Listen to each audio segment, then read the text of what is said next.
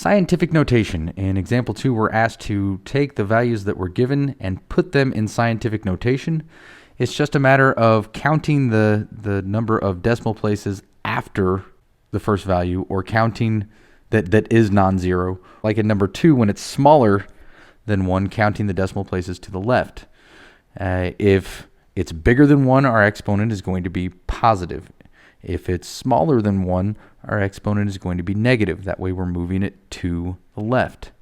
And again, it's just some value that is just has one digit before the decimal point times 10 to the power of whatever we need in order to get the decimal place moved as far as we need it. So in this first one we're looking at, we have 1, 2, 3, 4, 5, 6, 7, 8, 9 places that we would need to move the decimal place from 3.68.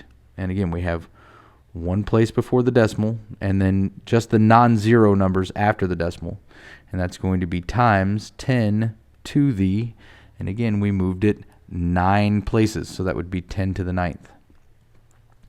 Now with the second problem, we know the exponent is going to be negative because it's smaller than 1. We need to figure out how many places we need to move it. So we're looking at 1, 2, 3, 4, 5, 6.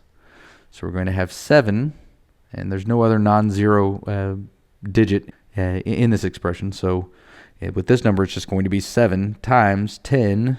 So it's going to be to the negative 6th since we're moving it to the left.